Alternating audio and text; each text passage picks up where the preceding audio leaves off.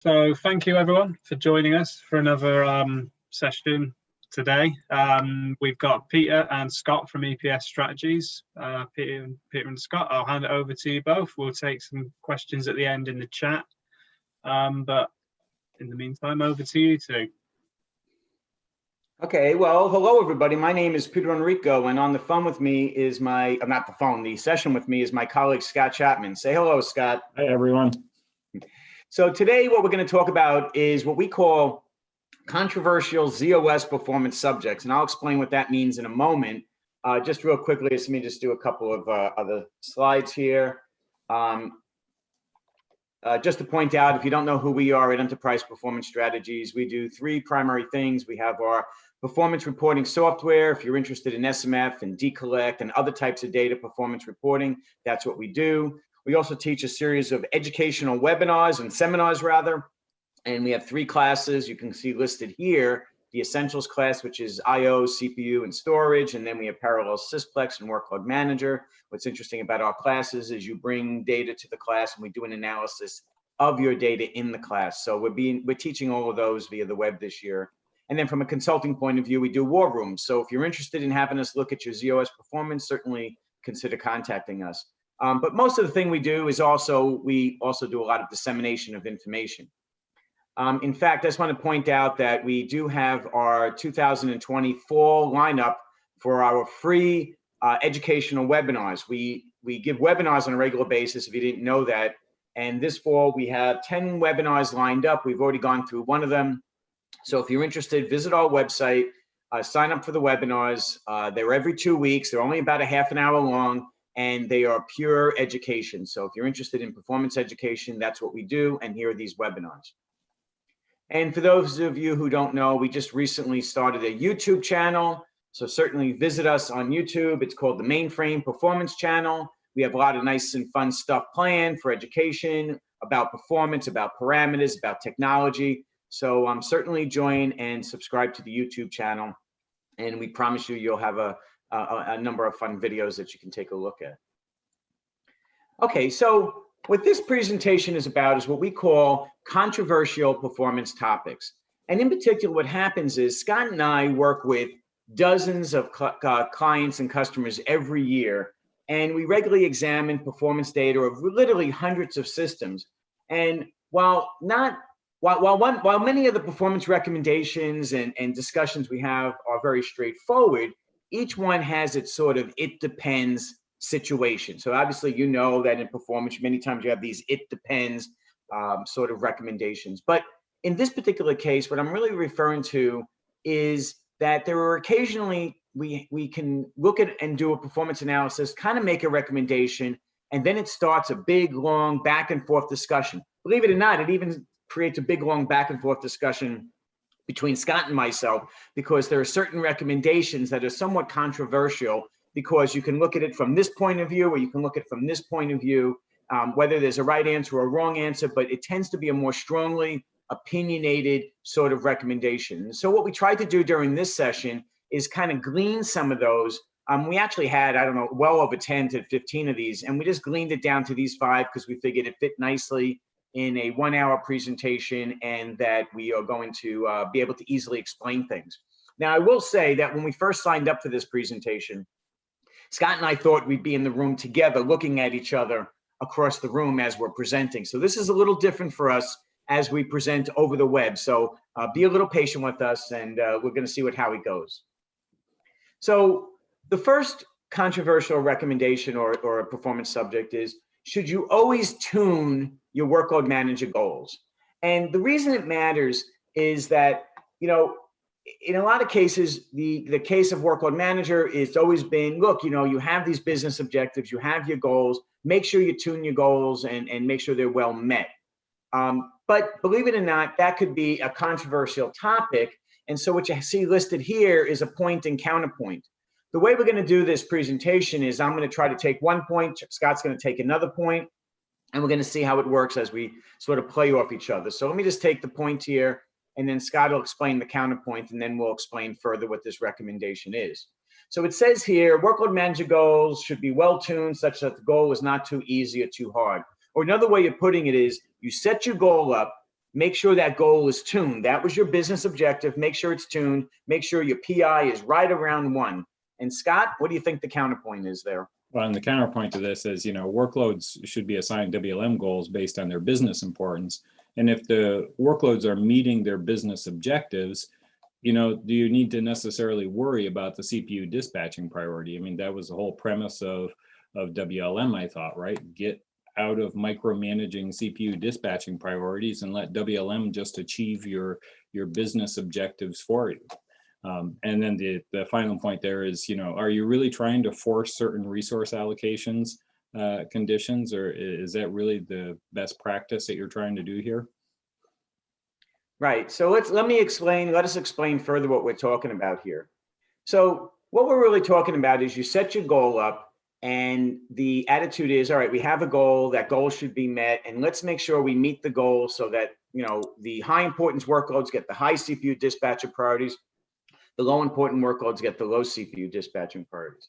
So typically what you do is you have your service classes, you set up your goals, and what this particular slide represents is a heat chart that shows performance indexes. So the way you read this particular heat chart is on the time axis, the x-axis is time, the y-axis is just showing each one of your service class periods. A gray box just means there's no activity. But the other color boxes indicate sort of the PI. And the one color I really want to bring your attention to is the blue color. And what this blue color, which is the majority color on this particular slide, represents is not just the goal is being met, but the goal is being far exceeded. In other words, we're not just meeting the goal, we're doing so much better than the goal value. And what you need to understand about doing so much better than the goal value is that WLM, when it wakes up, doesn't help that workload. It might help it later on, but when the goal is far being exceeded, WLM's attitude is, the goal is being really well met, I'm not going to bother helping it. But it also makes it very vulnerable for WLM to steal from. So the problem I have with this particular report as an example is we see that some of the higher importance workloads are easily meeting their goals and far exceeding their goals. And the possibility now is that WLM can steal from them. So here's another example of a heat chart where now what we're looking at is that the higher importance workloads, which are the ones towards the bottom of the graph, we see some yellows and oranges and greens, which means the goal is just being met or being missed by a little bit. And if it's being missed by a little bit, that's perfectly fine, because WLM is really paying attention to it and managing its dispatching priority. And then when you go up towards the top of the graph for the lower importance goals, we see that the goal is easily being met, which gives WLM a good pool of resources to steal from. So the question is it easy, should I tune this? And the reason we want to tune it so that the higher importance workloads are always meeting their goals like this is that when you look at it from a CPU dispatching priority point of view, what I often like to do is I often like to say it's not just good enough that the goal is being met or being exceeded, if that's the business objective, as Scott says, but sometimes what I want to make sure of is, hey, this is an important workload. I do not want its CPU dispatching priority to be lowered, so I sort of force these resource allocation conditions to occur. So you can see here is we're looking at the dispatching priorities for several high importance workloads, but down here we have TSO running at importance level 1 at a low dispatching priority.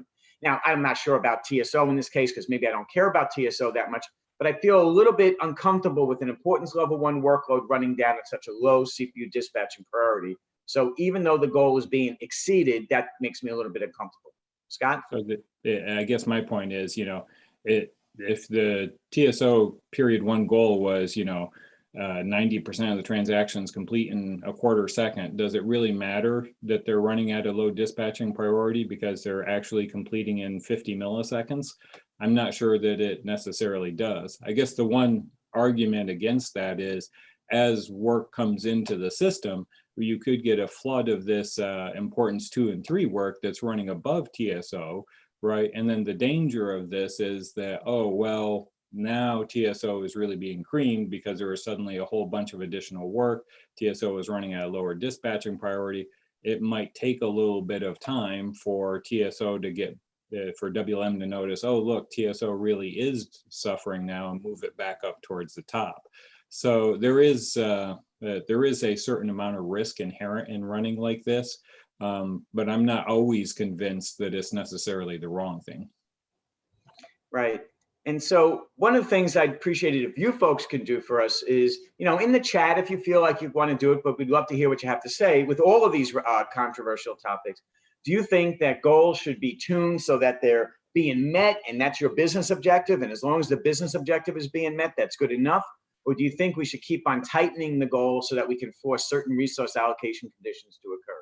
We'd be interested in what your feedback is on that as well. So that's the first controversial. And trust me, there are times that Scott and I will take either side of this argument. I mean, because there are times that we feel that both sides are very valid. And so it's always an interesting topic for us when we look at each one of our individual customers. It all depends on the industry. It depends on a number of different things. So here's another one that is sort of related. So I will honestly say that this is kind of related to the previous one, but it's a very specific case. Now, in this particular case, the question is, does anybody really need less than 15 a millisecond response time? So what the reason it matters is because as the processor environments become constrained, it may be better for certain workloads, certain short response time goals to maybe be elongated or be impacted, because the attitude is the goal is so small that, the response time is so small, is anybody going to really notice a really short response time if it increases a bit? So the point here is, I'll take the point, which is user response time goals of less than 15 milliseconds. Encourage WLM, to manage very short units of work. We're talking about really, really small transactions here. And because some transactions are multiple interactions, we want to make sure that we get that short response time down in terms of the goal value so that you meet that short response time. But also remember that we have these very easy goals where if we don't make that short response time very tight, let's say 7 millisecond response times, what's going to end up happening is we might end up stealing from that workload. And as a result, again, you get the same situation as before where the workload runs at a low CPU dispatching priority. And Scott, for the counterpoint? And the counterpoint here is hey, if the workload is very easily getting a response time of less than 15 milliseconds, will anybody truly notice that? I'll guarantee you that you can't detect the difference between a transaction completing in 8 milliseconds and 10 milliseconds or 16 milliseconds, assuming, of course, that is the your response time. So, yeah. So this is an interesting topic for us because as time has evolved and we're working with more and more customers who are running perhaps on faster processes, more capacity, especially when you have certain workloads, especially web workloads or DDF workloads that have these really, really short response times, it becomes a kind of a back and forth between Scott and I of should we have the customer really tighten the goal so that it's just being met, or is it okay that it gets loose? And so the example here is that, as you probably know, if you're a workload manager person, you're able to set what's called percentile response time goals in workload management. And for many, many years, the smallest percentile response time goal possible was a 15 millisecond response time. You couldn't set a goal of less than 15 milliseconds. Well, as of a few releases ago, I'm going to guess maybe about 2 years now, WLM is allowed to have response time goals of less than 15 milliseconds. So now what's happening is we're seeing customers with these very small, 7 millisecond response time goals because of certain workloads that they have. So what's happening here is on this particular chart, what I'm trying to show, let me just put the laser pointer on. What I'm trying to show here is if you have a percentile response time goal, the way WLM manages it, you have the 14 buckets of the distribution, and the 6th bucket represents the goal value. And I'm trying to show here that when you have a 15 millisecond response time goal, the 6th bucket, which is exactly the goal value, is the 6th bucket, which is 15 milliseconds. Which means now we have buckets of less than 15 milliseconds. So if you go down here to the 1st bucket, it's all transactions that complete in less than 7.5 milliseconds. So then you say to yourself, all right, if my response time is being achieved, or let's say 9 milliseconds or 8 milliseconds, maybe I should tighten the goal so that not so many transactions fit in the 1st bucket, and I don't have a case where I have 99% of my transactions complete within 15 milliseconds. Maybe I want to tighten that goal value. So here's an example of the distribution or the response time distribution for that goal. So what you're looking at here on the y-axis on the right is the number of ended transactions, which are the lines here. And we see that we have quite a sizable number of ended transactions, tens of thousands. But in this case, we have 85% complete. Okay, it's an easy percentile, but you can see here from a percentile point of view, what this blue represents is the percentage of transactions that completed in less than half the goal value, which in this particular situation is less than or equal to 7.5 milliseconds. And so in this particular case, even if I was to raise the percentile to 95% to meet that goal, it's still a very easy goal. So should we move the goal value down to something less than 15 milliseconds, something less than 10 milliseconds? And that's really the subject, because right now this is a very easy goal value. Now, if I was to look at this particular workload on an average response time point of view, we see here that the average response time here is listed as 15 milliseconds, which is this line going across here.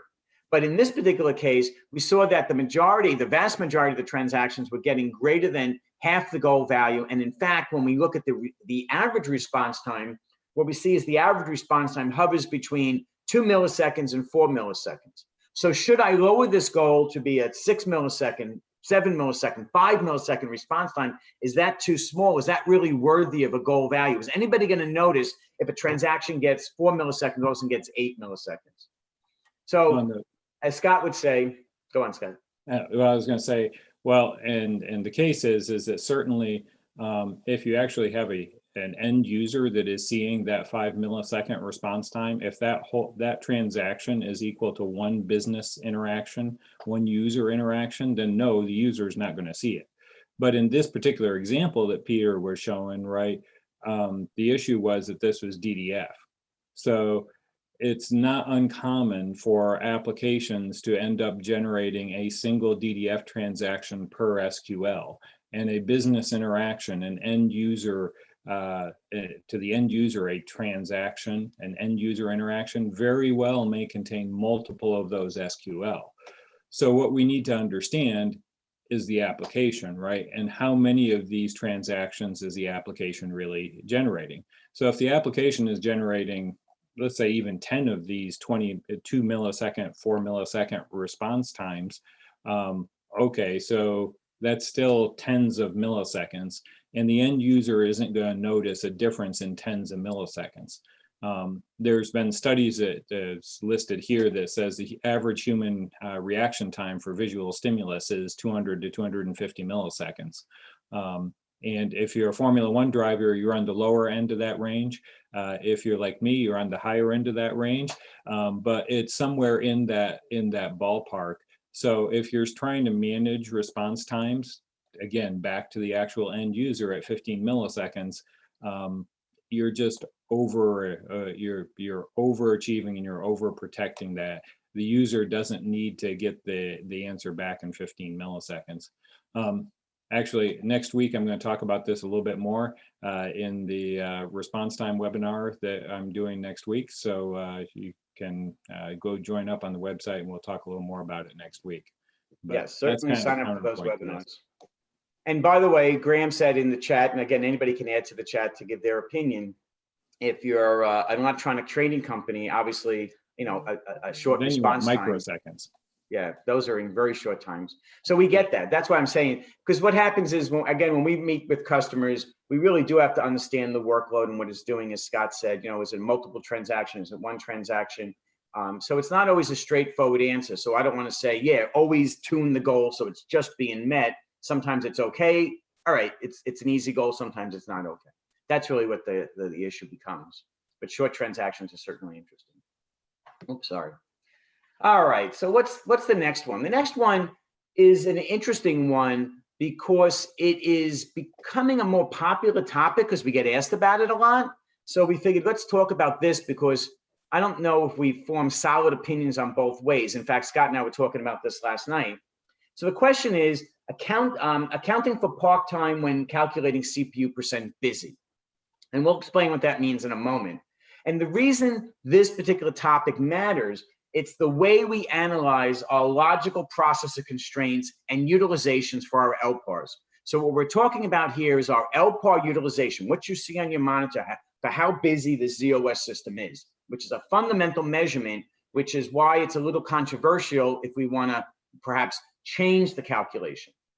So the point here, and again, we're going to explain what this is. The point here is that LPAR percent busy is a measure of utilization of configured logical processor capacity, and will match the profile of the MSU usage and things like that, which is why it's a valuable measurement. So fiddling with it is a little dangerous. In this way, the LPAR percent busy has been calculated since the start of PRISM. So if you look at your LPAR utilizations the way you look at them today, that utilization has been in the monitors since, I could tell you, since about 1988. So it's a quite a established measurement. So should we change it, Scott?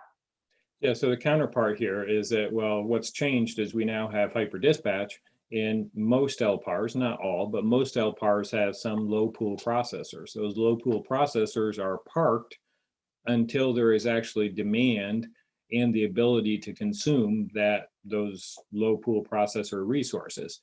So the point is that, or the counterpoint, I guess, is that, you know, if you're not accounting for the parked processors, then you're kind of getting a misrepresentation of how much of the LPAR or how much of the logical processors that are unparked that the LPAR is actually using, by including all the parked LPARs or parked processors as well.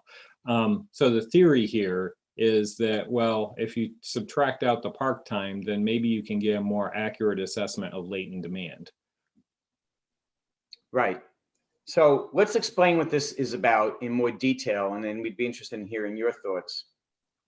So for those of you who don't know, we have this measurement called LPAR percent busy.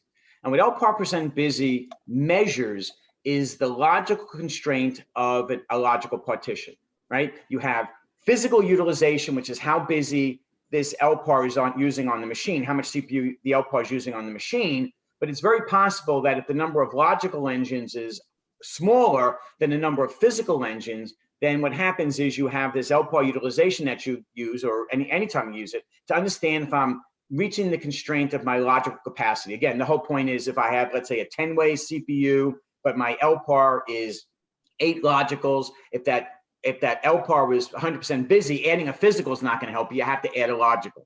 So the main purpose of the logical utilization is to measure your physical constraint. And again, it's very possible that the number of logical engines is equal to the number of physicals. So it gets a little interesting there.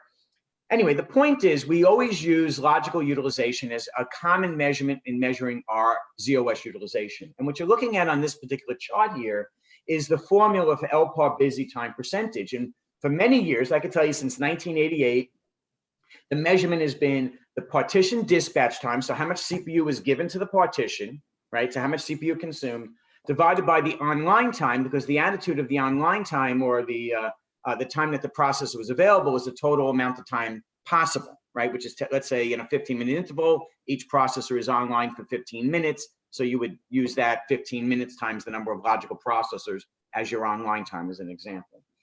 And as I said here, it says here, it's used for a lot of different measurements, including how busy the LPAR is. It's used for capture ratios and whatnot. And a lot of times what we do, let me just go to the next slide to kind of show you. Oh, let me show you this. So here's an example of what the RMF report looks like. And in this particular case, what I'm trying to show you is we have our LPAR utilization column here, which is broken down by logical processor. And then we have the average here. And then we have our MVS utilization. But the thing to notice here is that we have 2 parked engines, which is what we're showing here. So the question is when I look at my utilization, should I base it on on all 6 of these logical processors, including the parked engines, or should I just include it on the unparked engines, which would be based on here? You can just see visually that if I was to exclude the parked engines, this logical utilization would be much higher than the average here, which is listed as 41%. So just visually, you can see it that way. And what we do with this number is we look at it compared to MVS utilization as sort of an indicator of latent demand, which is what Scott's going to talk a little bit more about. So here's an example where we have a chart, and what this chart is showing is 2 values. Over time, we have the lower value, which is the LPAR's utilization, how busy this LPAR is keeping its logical processors, both parked and unparked logical processors. And then the upper number here is the MVS utilization, which is it's not really utilization, but it's really a percentage of time, a percentage based on the time to wait. So in other words, whenever you see a divergence of LPAR utilization and MVS utilization, it means there were periods of time that this partition wanted the CPU. It never went into a wait state, but Prism took the CPU away from the LPAR because it needed to give it away to some other logical partition. So the point is, this LPAR wanted more CPU than Prism was willing to give it for wait enforcement or whatever it is, or capping or whatever. So that's why you see a divergence. So looking at this divergence, we kind of get a feeling for, you know, things like latent demand and how much the guy wanted versus how much he actually was able to consume. So Scott, do you want to talk about the formula for unparked with not including parked? Yeah. So the new formula that is proposed is that, you know, if you have a non-dedicated partition where wait completion is no, which is actually everybody now, I believe, as of the Z14, that you no longer can say wait completion yes. The point is that now you need to take out the park time, because some portion of those low pool processors are probably parked. In the common situation, most of the low pool processors will be parked most of the time. And so the thought is, well, to calculate a truer unparked or a truer LPAR busy time, then subtract out the park time from the online time, which basically removes those parked low pool processors from the calculation. Now, if all the processors are unparked, obviously your park time is going to be 0, and this is going to be the exact same formula as what we had before. But when you have those parked processors, the formula essentially becomes how busy the unparked logical processors are. And again, the theory is here that you get a better understanding of your latent demand, which I think we'll see on the next chart here.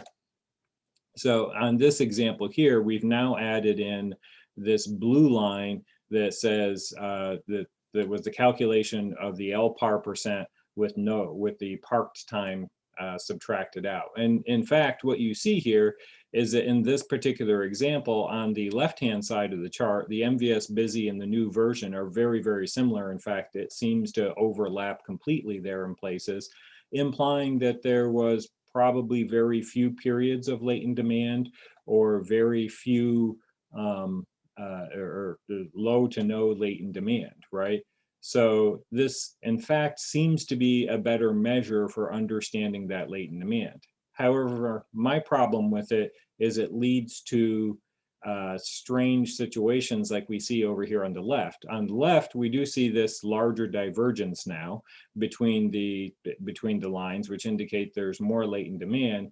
But the perverse relationship there is that we see this one spot that we're pointing to up here, where the MVS busy and the traditional measure of LPAR busy too both went down, while conversely the LPAR percent with the parked engine subtracted out went up. Why was that? Well, that was because during the interval there was a change in the parking of the processors. So my problem with this kind of new measurement, is that you don't really understand how many parked and unparked processors you have during the interval, because during your RMF interval, those processors get parked and unparked on a 2-second basis. So there could have been many varieties of engines that were parked and unparked during that 900-second interval. And I guess the other point too is I'm always a little bit leery about trying to measure latent demand, just because you can get a sense for that there was some, but you never know exactly how much. So I always have a mistrust of latent demand. So from my perspective, I don't particularly care for this new measure, but I get what you're trying to do, what people are trying to do with it, and it makes some amount of sense. Just be careful with it, I guess, is my point. Yeah, and I think we talked about it a little bit last night, Scott and I, amongst us, between ourselves. And I guess my personal opinion is, because this is becoming a more interesting topic, is that still use the logical utilization traditional measurement, because that really is the true measurement for understanding your logical capacity constraint. But I can understand, we both, as Scott just said, we both understand as a measurement, not a specific measurement, but as an indicator to help us sort of, I don't want to say quantify certainly not quantifying latent demand, but during periods of latent demand to kind of understand the parking and unparking is sort of interesting. I don't think it's an absolute measurement you should be reporting on your monitors on the wall if you're a big operations and things like that, but it certainly is an interesting measurement for sure. It's just, I think it's going to be explored more and more, and as we go on. It's really interesting. Scott? Okay, so the next topic up is one more near and dear to my heart, which is conflating the zip and the GCP measurements a good practice? In other words, should we combine measurements for both the zip and the general purpose engine? Because we have a number of measurements that are separated by zips and GCPs, and there are places where sometimes we see them being added together. And is that really a good thing or not? So the point here is that I always like to separate the measurements by processors, by general purpose engines and zips, because, you know, they're managed separately. Not all of the work that runs on the general purpose engine is allowed to run on the zip. The converse is true. You know, zip work is allowed to run on the general purpose engine unless you try to avoid that. But the point is now the general purpose engine can run on the zip, so you have to manage them separately. So I want to report on them separately. The other point is that, you know, the performance of the general purpose engines and the zips are often different, right? So there's a lot of shops that are running subcapacity engines where the zips run full speed and the general purpose engines run at a slower speed, at a slower capacity rating, basically.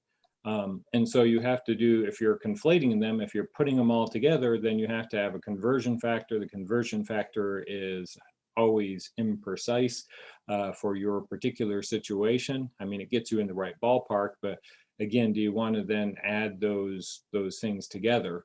And so combining them means combining these unlike capacities or making these equivalency measures that have a certain level of uncertainty around them.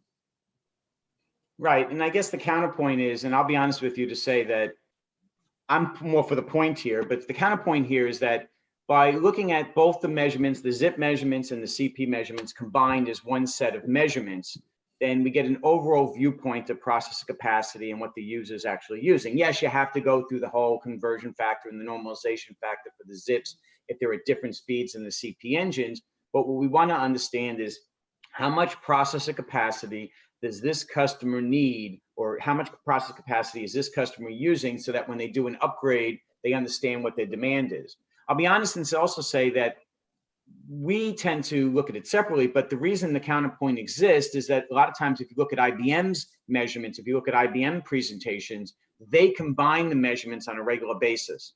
And we always try to figure out why that is, and this is really the reason they do it.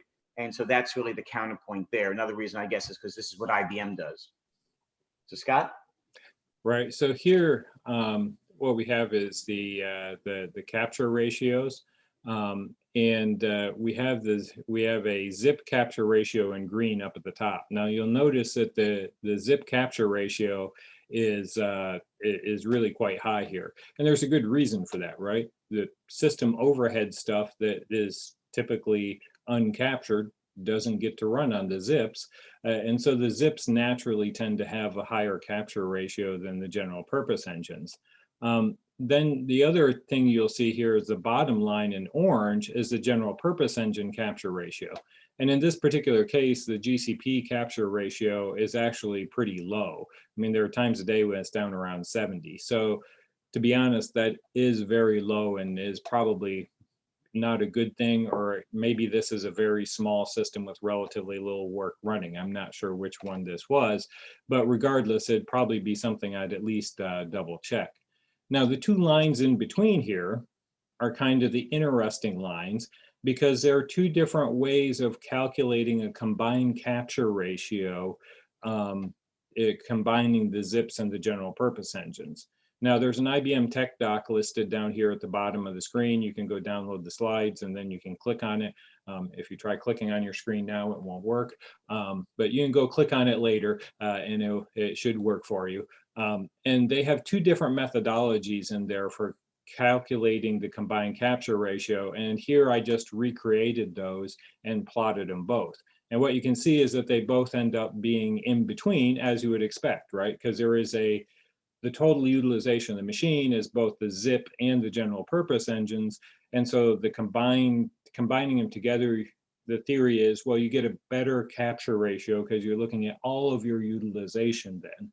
And I guess the other theory on that would be too, well, if you didn't have zips at all, then all of that work that was running on the zips would run on the general purpose engines and you would include it in your capture ratio. So why don't you want to include it now? Which I kind of get. But on the other hand, the capture ratio that I care about is really for the general purpose engines, because that's where my software costs come in. That's where the more expensive engines. Those are the ones that I care about protecting and understanding the most. So that's why I'm interested in that.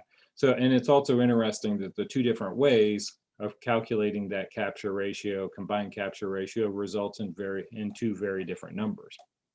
Now on the next slide here, what we have is we have the same values for a different system, and all of a sudden we're seeing capture ratios above 100%.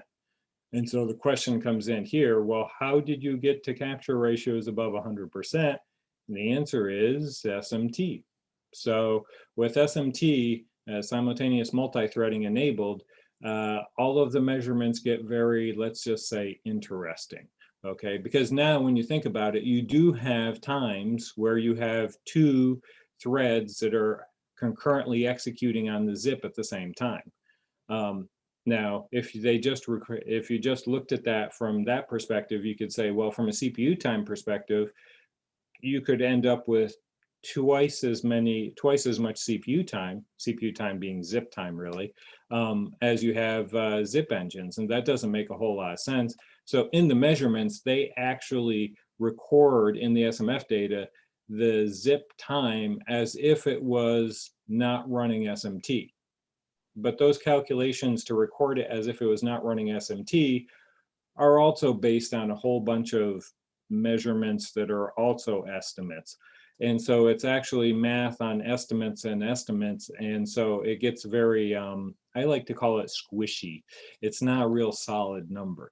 And so you end up with situations where you have capture ratios greater than 100% for the zips. And in fact, this is interesting too, because if you look at the two blue lines there, the two IBM lines that are the two different ways IBM proposed for doing a combined capture ratio, what you end up seeing is that one of those is still above 100%. The other one is actually very close to 100% at times, right? So the question is that capture ratio any good to me at all? I'm not sure that it really is.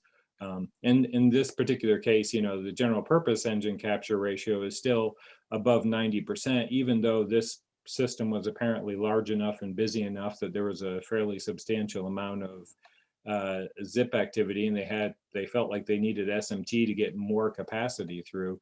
So it does say that your general purpose engines alone can have capture ratios above 90%. That's not necessarily uncommon. But I think it does show the danger of combining those capture ratios together. So now here, what we're doing is we're looking at the 113 measurements. This is, again, is another place where I've seen, I think IBM in particular, combining those measurements from the zips and the general purpose engines. Here, we're looking at, you know, the TLB miss percent in purple here is actually looking relatively high. It's up around 7%. This was a Z13, so that's a little bit higher than what we'd like to see. The CPI is not bad, and the RNI is you know, at right around 1, so it's not necessarily a terrible situation. But this actually is the combination of both the general purpose engines and the zips. And so if we look at the next slide, what we actually see is here's just the CPU measurements. And now what we see is that the The TLB miss percent is running around 6%. It's less than 7%. It's still a little bit higher than I'd like, but it's not bad for a Z13. But the CPI is actually slightly worse. Now the other point is RNI is running a little bit below 1 during the majority of the day, so the RNI has actually gone down a little bit. And then on the next slide here, what I think we'll see is that this is just the zip measurements. And now what we see is that TLB miss percent is much worse. So now we understand why that combined TLB miss percent was worse, right? Was because, hey, the zip TLB miss percent is fairly high. And the CPI is better in the RNI, but the RNI is generally above 1. So why do I care about all this? I mean, these are rather abstract measurements anyways, from the perspective of we're counting instructions, right? And trying to understand at a very fine detail what the processor caches are doing and all that. Well, the answer to that is because these measurements, and particularly the L1 miss per 100 instructions and the RNI, the calculated RNI value, are actually the input to ZPCR for understanding for doing a processor migration analysis, right? For doing a capacity estimate of I'm going from a processor A to processor B, what should I expect the impact to be? That workload hint is very important for ZPCR for giving you good numbers. And I often tell people, that workload hint may vary from time of day, right? It may be different overnight than during the day. So you may actually want to build 2 ZPCR models, one overnight, one during the day. What these charts, though, are showing is that if you put together the general purpose engines and the zips, and you don't consider them separately, well, that may affect your workload hint to ZPCR. And so my point is always use just the general purpose engines, because when you're using ZPCR and trying to model what's happening with a processor upgrade, you almost certainly care twice as much, 3 times as much, 10 times as much about the general purpose engines than you do the zip engines, right? The zip engines are usually, oh, we have this many, maybe we need a couple more, but it's usually not planned out to the nth degree like it is with the general purpose engines, because the zips don't attract software costs. The zips are cheaper to buy. So there's much less effort that has to go into trying to micromanage that. So that's kind of the point about the 113s here. Right. It is interesting. And I'd be interested in what everybody else does. Do you combine the measurements together like IBM, or do you keep them separate when you do your analysis? Or maybe you keep them separate for your own self, but when you're working with IBM, you combine them together. We're always interested in that because I don't know, I just feel we both feel sort of the same way, that it has its value to combine it together, especially since it matches IBM's way of doing things. But it does skew the results a little bit from what, I don't know, that's how we feel. So the next one is also interesting, and this is one that pops up occasionally.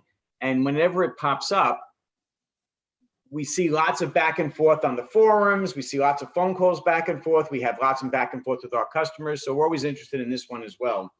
And the question is zip utilization too high? My zips is 70% busy. My zips is 60 or 80% busy. What should I do? What should I do? Should I turn on SMT? What's going on here? And the question is, how do you decide whether or not you should buy more zips, or what is too high utilization and things like that? So it becomes a big discussion. In this particular case, the point is, don't run your zips too busy. Keep them at 70%. Regardless, it's more dangerous to overload the zips. Zips are cheap to buy more zips. And so that's sort of the point that people will say is just get the more zips. The counterpoint is that, and what Scott's going to talk about, is zip utilization and things like that. So Scott? Right. So the counterpoint is, hey, you've been telling us for years we can run general purpose engines at 100%. Why not zips, right? And buying more zips is great for performance, but it's not necessarily always an option. I mean, there's a typo on the slide here. The whole point of zips is to keep work from running on the general purpose engines, not from running on the zips, which would be an interesting trick. But if that was the case, we'd buy more general purpose engines to keep work from running on the general purpose engines, right? But the whole point of the zips is to keep work from running on the general purpose engines. So does it matter how busy the zips are if they're saving general purpose engine capacity? And the answer is maybe so, maybe no, right? So again, it comes down to kind of the application here. So, oh, great. Thank you, Peter. It's a real-time fix for the slides. We told you this was a dynamic presentation here. So on the next slide. So what this chart is this chart is basic queuing theory chart. And so the point here is, what is the response time as a ratio to the service time? Okay, so the idea off on the left-hand side of the chart here is that when your utilization is 0, when you have effectively nothing running, a unit of work comes in to run on the processor isn't busy, so the unit of work runs, it runs to completion, and the time it took to do that was the same as the CPU time consumed by that unit of work, because there was no wait time. But as the CPU gets busier, as the units of work arrive, there becomes a chance that those units of work will have to wait for something else that was already running on the processor, right?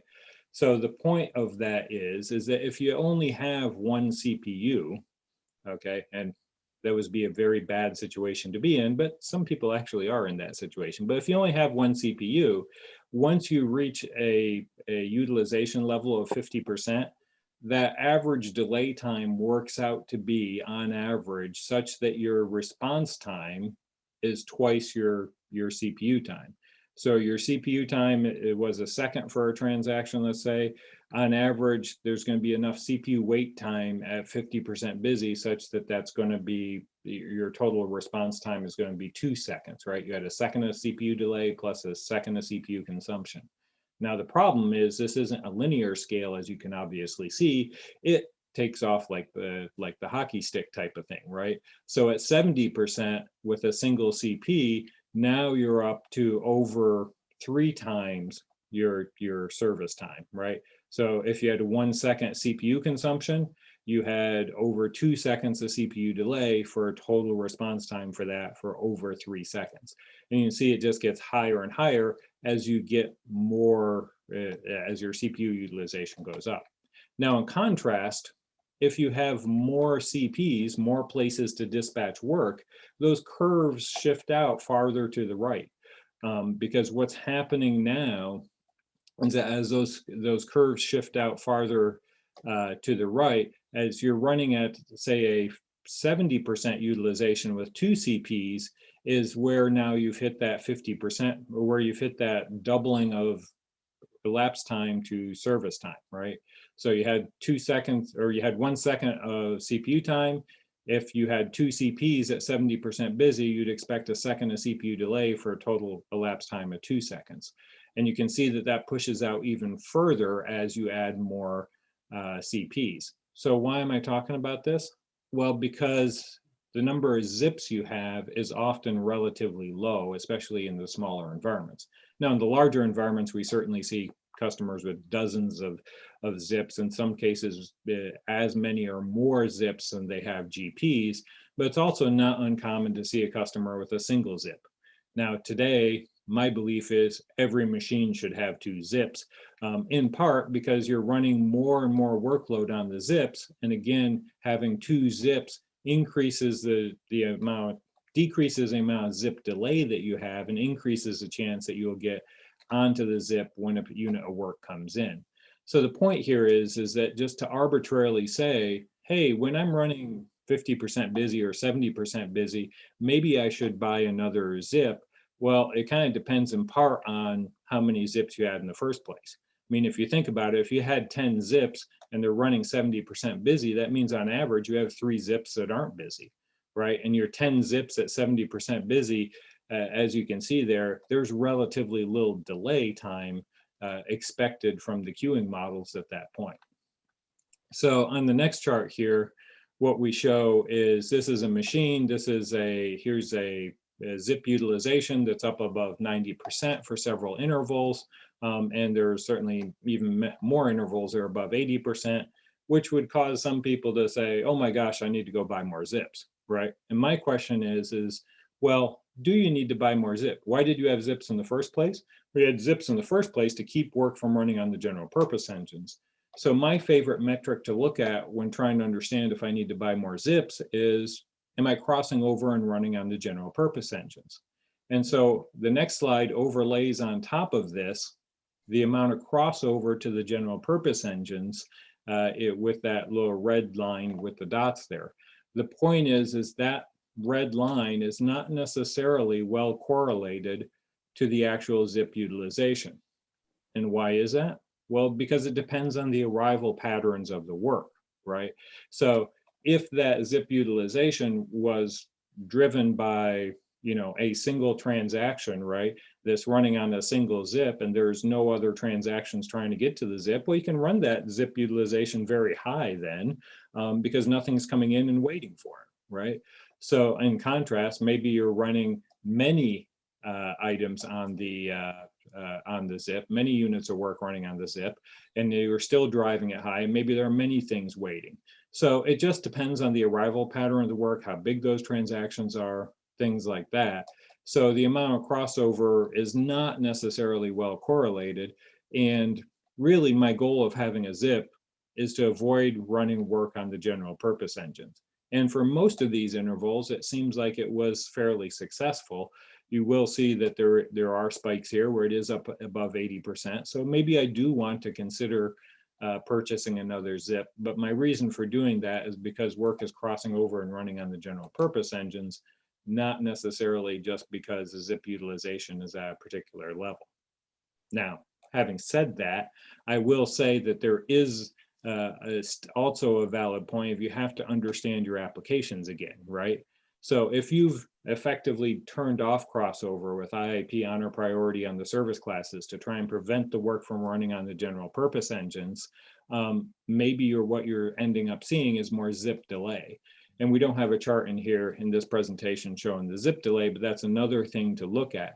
And maybe your application is such that, well, this particular work is important to me enough that I don't want it delayed either, running on the zip. I don't let it cross over, but I don't want to build up a delay. Well, then maybe I need to look at those two numbers. My point is that just looking at the utilization number isn't necessarily the full picture, and just making an arbitrary decision because I crossed 70% is not necessarily the best financial answer. Now, having said that too, I will say my final answer is, well, more zips is always better, right? So we always like more processors, we always like more capacity. So from a pure performance perspective, that's always better. And by the way, that's true on your general purpose engines as well. If your general purpose engines are running very busy, buying more general purpose capacity and reducing those CPU delays can, and particularly if you're buying more engines to dispatch on, can actually make the system run more efficiently. And in some cases, you can actually reduce your MSUs consumed by running your general purpose engines at a lower utilization level. So I guess that's the final point, is that, the zips and the ZPs are really actually not that much different. So, right. Peter, did you want? Just to let you know, Scott, there's a question that says, should you care how busy zips are if there is no crossover work and all the goals and SLAs are met and the phone is not ringing? Me personally, if my goals and SLAs are met and my phone isn't ringing, and there is no crossover, then I don't know what I'm excited about, right? So that's the ideal situation right there. And it is certainly possible that your zips could be running 80–90% busy. All your goals are being met, all your SLAs are being met, and if you're not crossing over to a significant degree, and more importantly, you're not crossing over to affect your software costs, right? Then I don't know that you care. Right. It's an interesting subject. And as I said, we get a lot of these performance questions. We get a lot of recommendations that Scott and I give, and we even argue amongst ourselves. And hopefully today we've given you some interesting ones. We have a bunch more that we'd love to talk to you about. But with that said, Scott, you want to wrap up and then I'll say goodbye? Yeah. So the final summary here is this is what we kind of really think, right? Keep the goals tight for the work you need to protect, right? And in particular, the key point there, I think, is work you need to protect.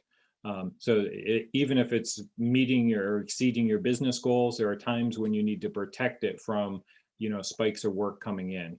And it may be okay to relax this guideline, certainly for the lower importance work. Using sub 15 millisecond response times, now that they're available to you, certainly makes sense in certain cases. But understand your applications and understand the impact on the user experience. Don't go chasing short response times just to chase the short response times.